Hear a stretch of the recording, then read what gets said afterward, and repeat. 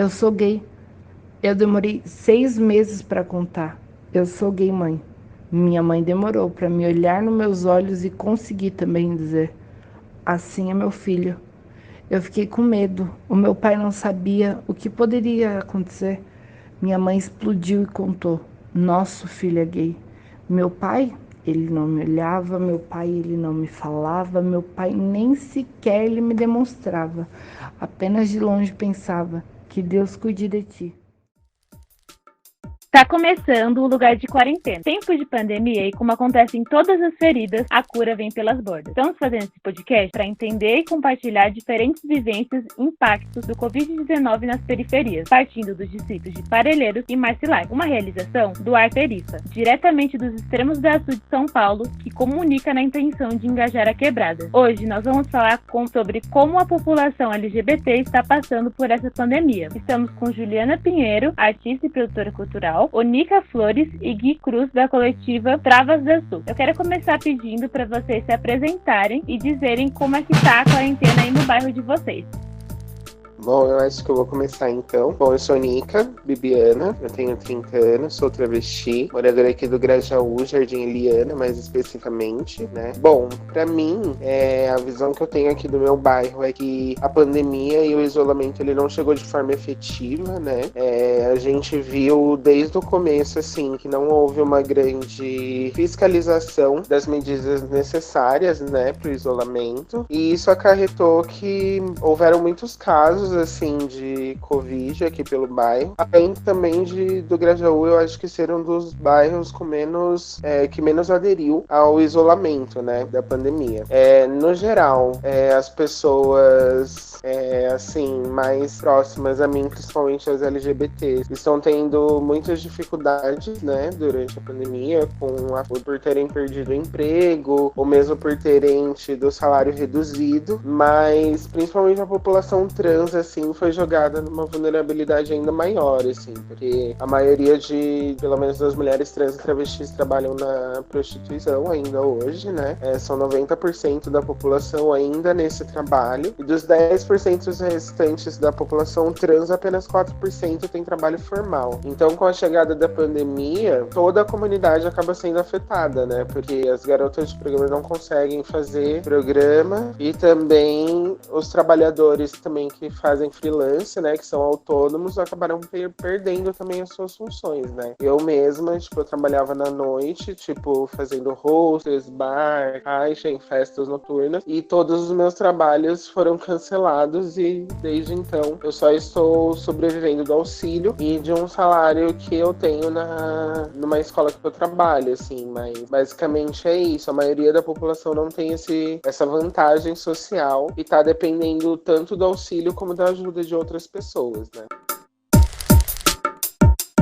Olá, gente, eu sou Juliana, conhecida por Ju, eu tenho 18 anos, moro aqui no Vargem Grande, no distrito de Parelheiros, faço parte de alguns coletivos, sou produtora cultural, faço parte de alguns coletivos aqui da região há algum tempo, e aqui no bairro foi bem perceptível, assim, a ação do Covid, né, com a população, a galera sem apoio, sem auxílio também, e sem orientação, né, de prevenção, né, de se prevenir contra esse vírus, e assim, muitos trabalhadores ficaram na mão, alguns recorrendo a trabalhos informais, né, se arriscando também, e tem sido assim por aqui, pela minha região, alguns amigos também LGBT se comunicando, a gente conversando pelas redes, o quão difícil tá, né, para se manter sem renda, recorrendo a vários outros trampos, né, e assim, artista na periferia tem que ter coragem, porque é bem difícil para conseguir sobreviver da arte, né? E assim, tá sendo um momento bem difícil.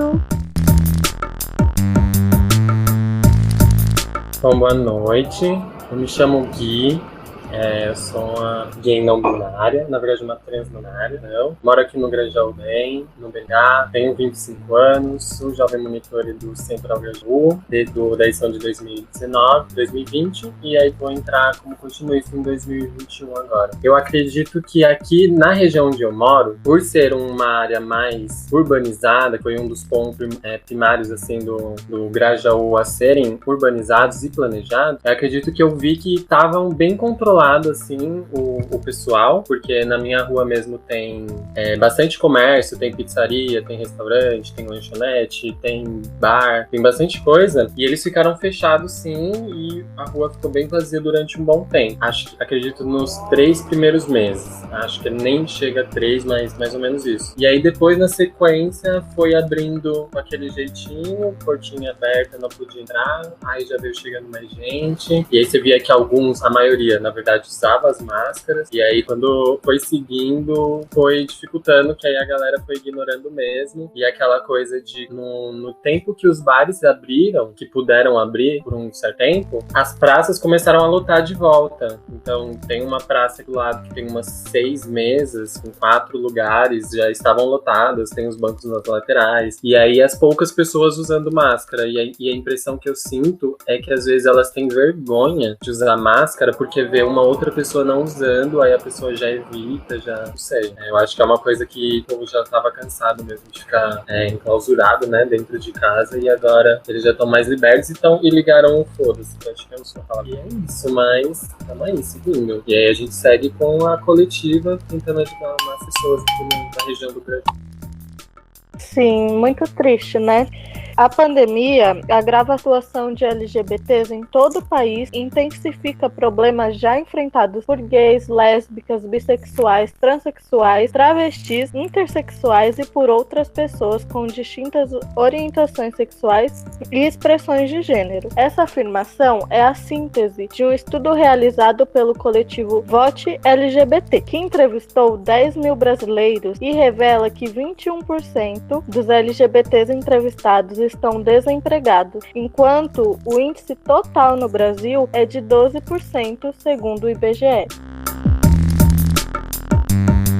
A proposta do Lugar de Quarentena é justamente desgeneralizar os efeitos da pandemia, trazendo recortes que possibilitam um aprofundamento em cada pauta. Muito vem se falando do luto pelos mais de 100 mil mortos, que nos dados oficiais apresentam apenas números, sem nome, idade, gênero, raça ou sexualidade. Qual impacto vocês percebem dessa falta de levantamento e políticas públicas voltadas aos grupos sociais em situação de vulnerabilidade? Eu acho que a pandemia, ela agrava já um problema que vem de antes, né, disso tudo, assim. Ela intensificou problemas governamentais mesmo, né? Essa questão do levantamento específico, né, desses números, assim, de idade, gênero, raça e sexualidade da população já é uma coisa que o governo, muitas vezes, não vê para criar políticas específicas, né? Porque é sobre isso, assim, é que nem trouxeram os dados aqui de que a nossa população está 21%, né, desempregada, e enquanto a população geral está 12%, né, e é uma coisa que na pandemia isso se agrava, né, porque LGBTs muitas vezes não estão nos trabalhos formais, estão fazendo trabalhos, né, muitas vezes do terceiro setor, e aí quando a pandemia chega também, a falta de políticas públicas específicas para a nossa população acaba fazendo com que as pessoas se arrisquem mais, né, acabem aceitando trabalhos subalternos também e se arriscando muito mais, ganhando menos também, e se expondo também ao abuso, né, trabalhista. Então, assim, isso tudo é agravado, né, por um descaso do governo. É muito sobre isso, né? O descaso é grande, assim, com a população e realmente, assim, tem muitas pessoas que se arriscam muito mais, e, assim, já se arriscavam ganhando menos, né? E ficou aquele trabalho escravo e agora, assim, tá, tipo, se multiplicando para conseguir sobreviver, não tendo nenhum recurso e nenhuma orientação, assim, eu digo mais pela saúde mesmo. E, assim, são muitos grupos, assim, em situação de vulnerabilidade. Pra gente isso mesmo, porque se a gente for levar em consideração, ainda mais a gente que vive no extremo sul, nos extremos, né, nas periferias, a gente nunca teve esse apoio, assim, nunca teve uma política pública que fosse realmente centrada e focada para a melhoria de vida de quem vive aqui. E isso a gente vê até nas questões durante a pandemia, porque se você for ver as pessoas que moram no centro, lá eles acontecem, eu vejo o pessoal da Secretaria Municipal de Cultura, eles divulgaram bastante vários algumas doações que eles fizeram na região central de São Paulo. E aí aqui no extremo sul, na zona sul e qualquer outra periferia, eu vi poucas políticas públicas ou investimento político em si para a melhoria da atuação dessas pessoas. A gente vê mais a força dos coletivos e dos grupos que já existem dentro dessas comunidades que estão se juntando e correndo para poder fortalecer quem já não era fortalecido. E aí é muito complicado essa questão, porque aí coloca toda essa numeração de pessoas que não recebem, ou que, na verdade, digo, esse número de pessoas que desempregadas, às vezes são muito maiores porque outras nem foram registradas, às vezes elas nem existem para eles, né? Porque se já não tem tantos cadastros e tantas preocupações, às vezes, para a região dos extremos, aí às vezes esses números podem até serem um pouco mais maiores. Sim, é muito do que a gente tem falado nos podcasts, e na verdade a pandemia não é um disparador, né? Já havia um problema, e já havia um descaso, e que a pandemia veio a reforçar tudo isso. E aí, como o Gui falou, os coletivos que se mobilizam para isso. E é o caso da Travas da Sul, que é uma coletiva artística, né? Mas que, porém, entendendo que a população LGBT teve a vulnerabilidade reforçada pela pandemia, começou a organizar ações de solidariedade. Eu queria entender quais são as estratégias de enfrentamento que têm sido traçadas até agora e quais as devolutivas que vocês têm tido desse processo. Então, a nossa estratégia principal, assim, primeiro que a nossa concepção, a nossa percepção mudou, porque é como o Gui falou, assim, a Gui falou, tipo assim, como a gente já tá aqui no extremo e como a gente já vive o descaso do governo já faz muito tempo, não é uma novidade, quando a pandemia começou, eu acho que não só nós, mas diversos coletivos da periferia começaram a se organizar para tentar minimizar os impactos, né, da pandemia sobre as pessoas, né, sobre a população mais carente e a população que mais precisa, assim, que está mais vulnerável, né? E nós também, assim, enquanto coletiva, quando a pandemia começou, no momento em que começou, assim, a gente teve esse estalo, assim, de pensar, não, a gente precisa criar alguma coisa, criar uma estratégia para conseguir minimizar esses impactos e para poder dar um suporte para essas pessoas, né? Para as pessoas LGBTs aqui da Zona Sul, do extremo sul, né? E aí nós começamos a nos organizar e nos engajar, falar com parceiros, contatar pessoas, né, que nós já conhecíamos, o Centro de Cidadania LGBT da Zona Sul também. Enfim, começamos a levantar todos os contatos que a gente podia para angariar cestas e começar a distribuir. Então nós lançamos um formulário online para fazer o mapeamento das pessoas LGBT da Zona Sul, do extremo sul, principalmente dos distritos aqui de Palheireiras, Grajaú e Marcilac. E através desse levantamento a gente começou a mapear, né? Primeiro, pessoas trans foram prioridade, né? Continuam sendo prioridade nas nossas ações, principalmente mulheres trans que, né, dependiam da prostituição e agora não tem nenhum tipo de renda. E nós começamos a atender essas pessoas e entregar, distribuir essas cestas, né? Nós também pensamos numa ação que foi além de só entregar os kits de alimentação, mas em parceria com o Edley também nós distribuímos os kits de redução de danos para essa população e também os kits de higiene e limpeza, né, que nós entregamos. E aí até agora, assim, nós já estamos chegando ao número de 500 cestas entregues, né, e tem sido, assim, um trabalho muito gratificante, assim, porque é isso, assim, eu acho que quando a gente tá na margem, né, da margem, é muito louco, assim, a gente perceber o quanto que o governo realmente trabalha, na verdade, para nos matar, né? Porque todas essas políticas de descaso, de falta de acesso à saúde, à alimentação e às políticas públicas, isso é uma necropolítica, né? Isso é a política de genocídio do Estado que quer exterminar as pessoas pretas, as pessoas pobres e os LGBTs da sociedade, né? Então, quando nós fazemos uma ação que vai contra isso, né, é muito gratificante porque a gente pode contribuir com a nossa população de alguma forma e evitar que várias dessas pessoas, tipo, não tenham o que comer, estejam numa situação de vulnerabilidade ainda mais extrema, como, por exemplo, muitas mulheres trans tiveram que continuar trabalhando, muitas travestis tiveram que continuar trabalhando, indo pra rua para conseguir se manter. Também tem toda a questão também da marginalidade, né, que elas são colocadas e tudo mais. E tem sido muito gratificante as pessoas que também foram acolhidas, né, que estão sendo acolhidas. Elas têm nos agradecido, assim, bastante por essas ações e foi muito rico, assim, para nossa coletiva, pra gente também entender o nosso poder de organização. Eu acho que essa pandemia serviu também pra gente entender que a Travas da Sul não é somente sobre arte e tudo que a gente já tinha proposto a fazer, mas que a gente pode ir além nessas ações, né? Eu acho que a pandemia escancarou diversos problemas sociais e, enquanto coletivo, a gente conseguiu entender que nós podemos, sim, de fato, fazer coisas e tomar ações para que minimizemos, assim, todos esses impactos e essa violência contra a nossa população. E aí eu acho que é isso, assim, é uma semente, a gente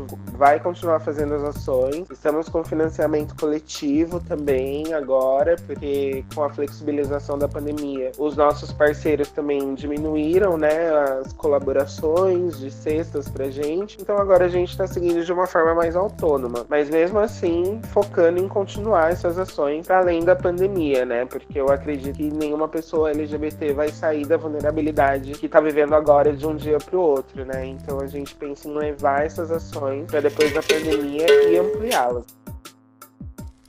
Quem puder ajudar na vaquinha da Travas da Sul, a gente vai deixar o link na descrição, é muito importante, né? Como a Anica disse, quem puder, tiver essa oportunidade, por favor, ajude-as, doe. A mesma pesquisa que eu citei anteriormente mostra que os problemas de saúde mental durante isolamento social são a maior preocupação dos entrevistados. Afirmaram isso 44% das lésbicas, 34% dos gays, 47% dos bissexuais e 42% das transexuais. A gente arrasou. Só um pequeno comentário que eu já até falei, me senti arrepiado aqui de escutar as coisas. Toda a fala mesmo da Unica, de sentir tudo que realmente a nossa coletiva tá conseguindo fazer. E uma coisa interessante é que quando a gente lançou o formulário, a gente lançou tipo o Facebook, vai, Instagram, vai. E a gente foi compartilhando, tiveram dezenas, acho que até centenas de compartilhamentos, que durante as nossas ações a gente começou a receber pessoas que vinham da Zona Norte, gente que vinha tipo, de Carapicuíba, gente do Capão, gente da Zona Leste, pessoas LGBTs, né? Muitas travestis também vieram de lá, dessas regiões mais longe, e essa força vai ligando e vai conectando a gente. E na coletiva, o nosso um ponto forte disso, dessas ações que a gente está conseguindo fazer, é a conexão, a rede que a gente está criando. Então, a gente está conhecendo mais travestis do Grajaú, a gente está conhecendo mais pessoas trans, mais lésbicas, mais gays, que às vezes a gente nem sabe, às vezes essas pessoas nem conheciam o nosso sarau, a nossa coletiva, que no começo foi essa questão cultural, né? Era uma coisa pra gente fazer arte, mostrar que a gente tem os nossos pontos, a gente tem a nossa cultura também pra mostrar e que a gente tem que ocupar os espaços, sim. E a partir disso a gente vai começando através da solidariedade e dessa necessidade de a gente ajudar o nosso próximo, que sempre precisou, e ainda mais agora, né, na situação em que a gente tá. Isso faz com que a gente vai se conectando e vai se conhecendo e vai fortalecendo cada vez mais. E aí isso é muito, muito legal. Fico muito feliz de estar nessa coletiva, a Unica também, o grupo todo que a gente tem, a gente tá correndo pra fazer isso dar certo e dar continuidade também. Porque mesmo quando a pandemia acabar, não vai estar fácil ainda não. Vai estar ainda muito complicado. Então, através das nossas vaquinhas, vamos buscar editais também. A gente tá tentando se inscrever pra gente continuar mantendo isso e continuar fortalecendo. Sim, é muito sobre isso, da gente ajudar e, infelizmente, fazer um papel que devia ser cumprido pelo governo, mas que revela a potência de quando a gente se une. E aí, uma outra questão que eu ia colocar referente ao que a Lua trouxe, dos dados que ela trouxe recentemente sobre saúde mental, é que a primeira recomendação, desde o início da quarentena, é ficar em casa, devido ao isolamento social. Porém, para muitas pessoas LGBT, a própria casa é um ambiente hostil de preconceito. E ao estar confinadas em um ambiente violento, primeiramente tem a saúde mental afetada. Como vocês têm vivido e lidado com isso? Ou ampliando vocês da trava, como é que vocês observaram isso nas pessoas que vocês estão atendendo? Eu acredito, pensando nessa forma, você me fez lembrar de uma das pessoas que se inscreveram, porque no nosso formulário a gente deixou aberto lá onde mora, o nome social,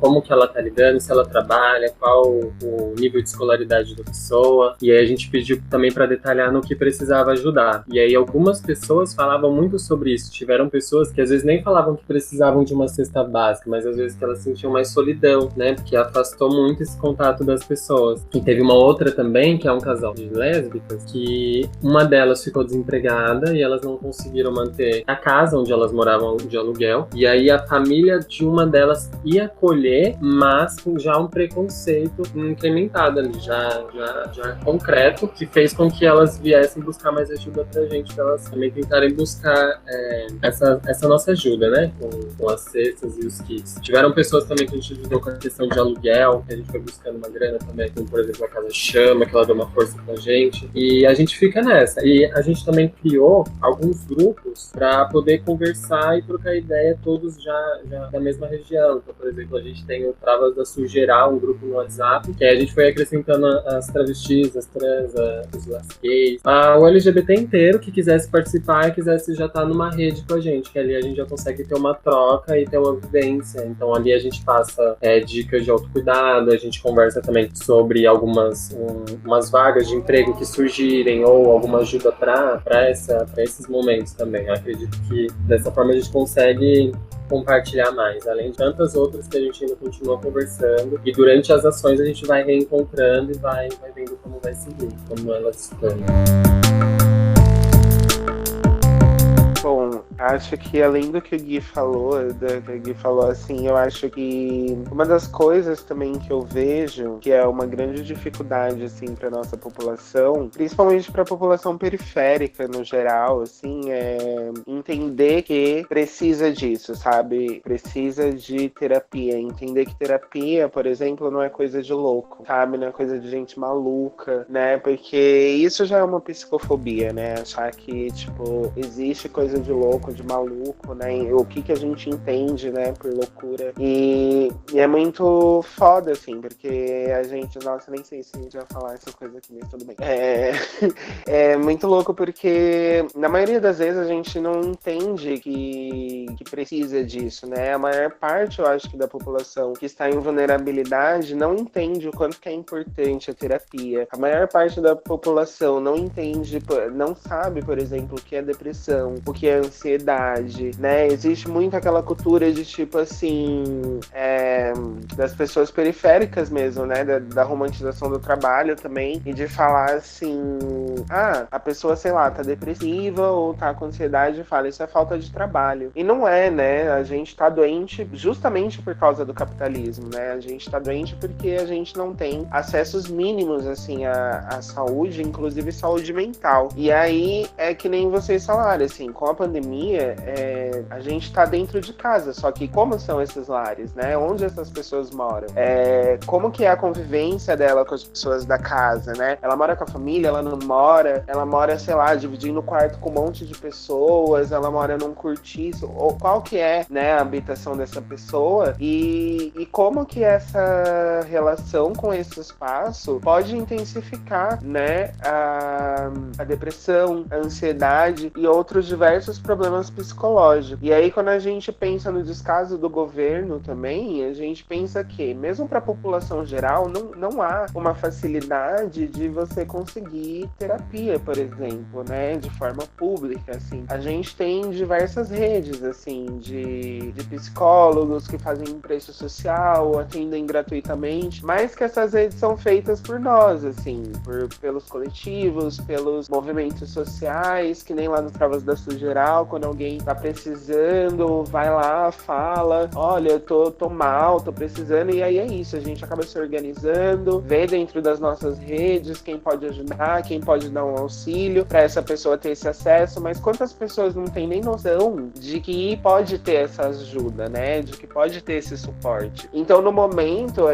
o que a gente faz é acionar as nossas redes, né, a fim de conseguir que essa pessoa tenha um atendimento, mas para um futuro a gente pensa realmente em ações, assim, que sejam mais assertivas, né, nessa questão, porque hoje nós não temos nenhum tipo de financiamento, nem renda, né, nós trabalhamos, assim, muito por conta própria, mas para um futuro eu acho que a intenção da coletiva é justamente essa, assim, de poder dar um suporte muito maior para a população aqui do Extremo, porque diante das ações que a gente vem realizando, o que a gente pode perceber é muito isso, assim, as pessoas, elas têm essa carência de um atendimento psicológico, de um suporte, né, em relação à saúde, porém muitas vezes elas não sabem a quem recorrer, elas não entendem esse lugar, né, de que elas podem buscar esse auxílio, e para o futuro eu acho que a nossa intenção é muito essa de conseguir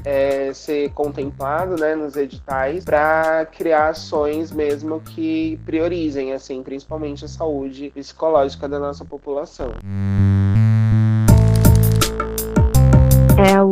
Os impactos, assim, para a maioria das pessoas LGBTs na quarentena, assim, eu vejo que se multiplicaram, assim. E já é um trabalho, né, pra gente ser quem a gente é, assim, mundo afora. E aí, isso ser um trabalho dentro de casa, porque muitas pessoas LGBTs não têm, né, uma afinidade, assim, com a família, pra falar quem é. E, assim, pra conviver, às vezes, não passou muito tempo em casa, né. E aí, quando começou esse tempo de pandemia, traçar uma afinidade, assim, com o pai, com mãe, né, com a família, já é, assim, bem complicado mesmo, né. Eu vejo como se fosse um duplo isolamento, assim, porque, tipo, eu vejo também que desencadeou muitas coisas, né. Acho que a solidão, essa questão da carência, que a Única comentou, assim, bate forte mesmo. Essa necessidade, né, de estar conversando com alguém, de ter contato, a questão que a Gui falou, né, sobre os grupos, assim, eu acho que é uma coisa que tá salvando essa questão da comunicação, de estar fazendo chamada de vídeo, mas também tem aquela oscilação de humor, né? Que às vezes você quer falar muito, quer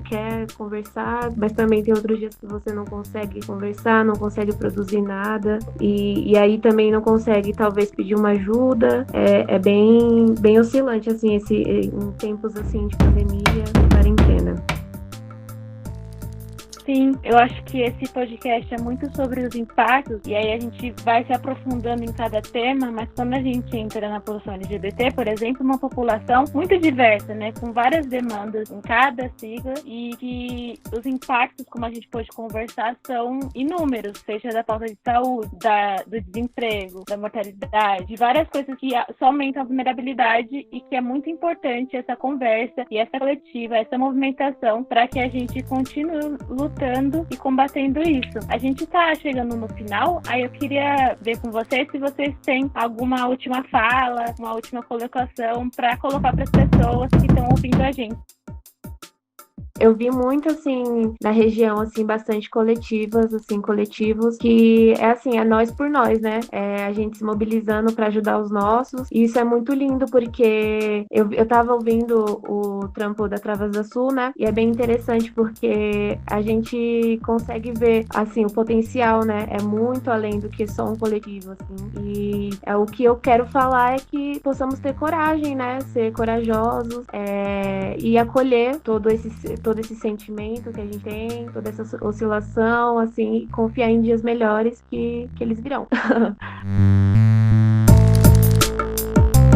Eu queria deixar também essa visão de vamos se ajudar, vamos procurar buscar a cuidar dos nossos, né? Fazer o corre, porque é isso. A gente sempre viu necessidade, nesse momento a gente viu que a gente tinha forças e qualquer um pode fazer, né? Que seja uma doação de cesta, que seja com um compartilhamento de uma vaquinha ou de algum projeto de quem você acredita. Aí você compartilhando nas suas redes, alguém que você conhece já vai gostar e vai poder compartilhar. E acredito que a pandemia está causando muito isso, né? Esse contato das redes, que a gente vai chegando em várias pessoas e vai encontrando e a gente vai conseguindo se solucionar. Porque quem tá aqui para ajudar, tá ajudando e tá tentando fazer o seu máximo. Tem aqueles que estão tentando se ajudar, né? Porque também não tá fácil passar por tudo isso. Então não é também uma obrigação, porque às vezes algumas pessoas, às vezes a gente tá focado na ação, mas aí tem uma pessoa da nossa coletiva que já tem uma outra responsabilidade que precisa focar, e a gente dá um tempo e a gente vai também se organizando com isso, para também o nosso próprio psicológico não ficar muito afetado e a gente não embaralhar todas as coisas que a gente tem, que além da gente querer ajudar, a gente também precisa se cuidar, né? Então eu acho que é muito disso, é se ajudar, procurar ajudar o próximo, porque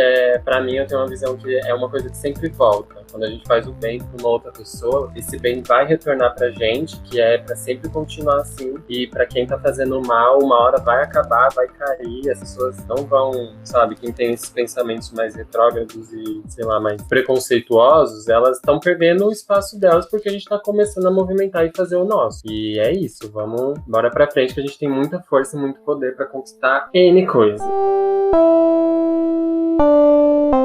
Bom, minha fala ela vem para endossar, eu acho que já falaram aqui. Eu acho que a gente não pode desistir de cobrar o governo, né? Mesmo que a gente saiba de todo esse descaso que rola, a gente precisa sim continuar fazendo pressão no governo. Mas para isso a gente precisa, né, eleger as pessoas certas, como por exemplo, temos uma ótima representante agora na política, que é a Érica Malunguinho, a Érica Hilton também pela bancada ativista. E são essas pessoas que vão estar lá lutando pela gente, né? Lutando também por políticas públicas para nossa população. Porém, eu acho que é imprescindível que os movimentos sociais e a organização civil continuem, né? Eu acho que os coletivos, eles são essenciais, principalmente para as regiões mais do extremo mesmo, porque são as regiões que têm mais descaso, assim, de políticas voltadas mesmo para a promoção dos direitos básicos da população.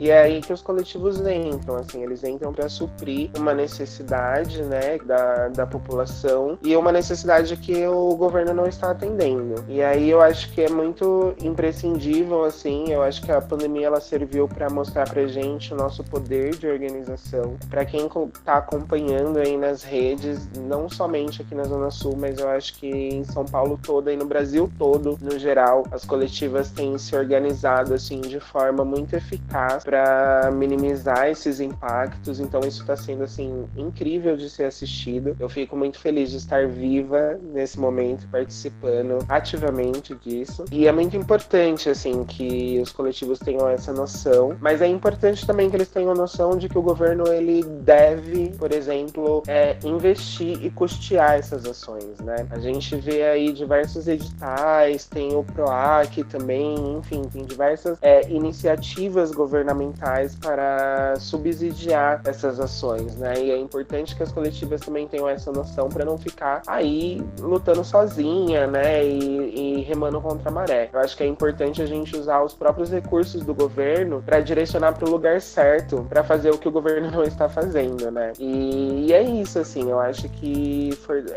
as pessoas precisam entender isso, que a gente pode se fortalecer entre nós quando o governo falha, né? E é através disso, é colaborando numa vaquinha, divulgando, sabendo aquele grupo ali de pessoas que você sabe que, é uma galera que tem uma graninha a mais, divulga as vaquinhas todas, fica atento também às movimentações sociais que estão rolando perto de você, no seu bairro, o que você puder ajudar, sei lá, o coletivo tá arrecadando, tipo, roupa, dá aquela olhada no guarda-roupa, todo mundo tem uma roupa que não usa mais, sabe? Dá aquela olhada no guarda-roupa, vai lá, ajuda, fortalece, aí, tá arrecadando alimentação, organização vai, por mais que seja um pacote de arroz, vai fortalecer alguém, sabe? Porque alguém não tem aquele pacote de arroz para poder fazer comida e se alimentar naquele dia. E eu acho que basicamente é isso, sabe?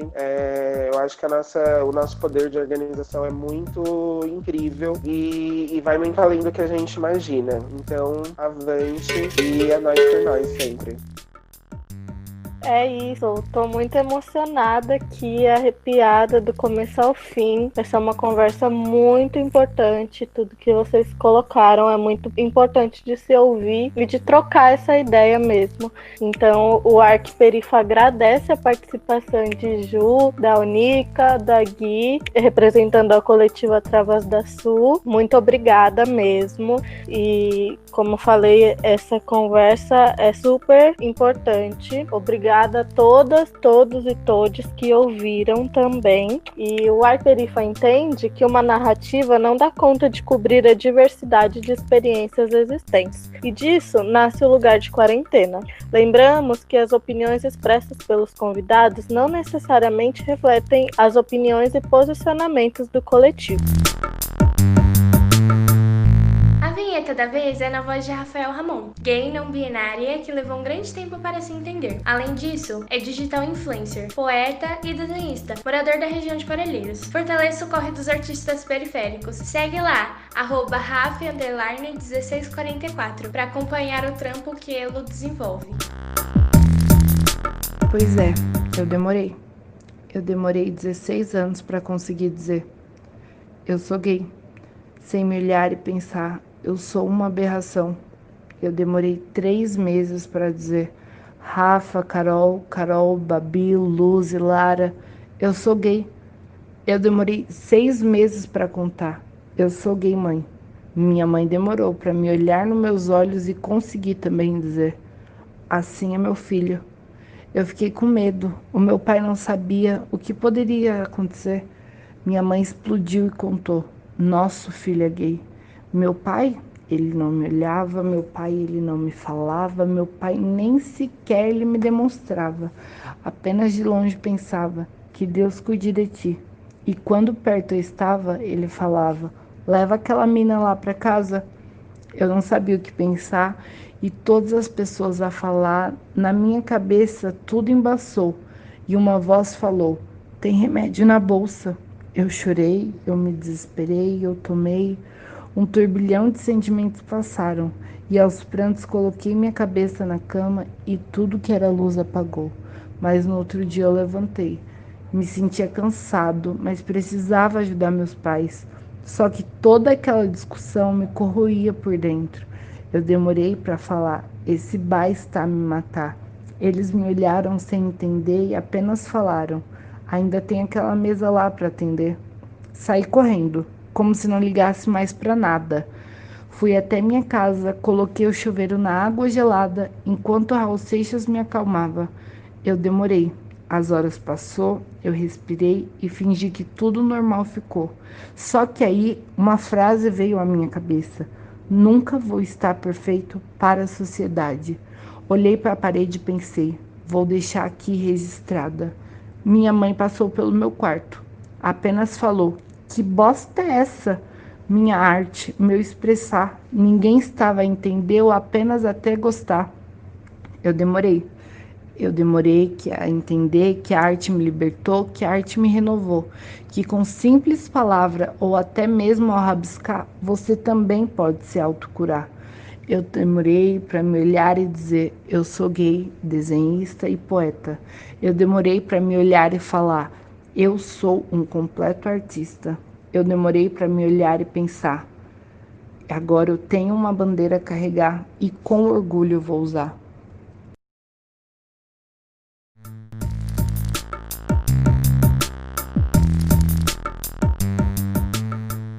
Então é isso, obrigada a todos, se cuidem e até mais.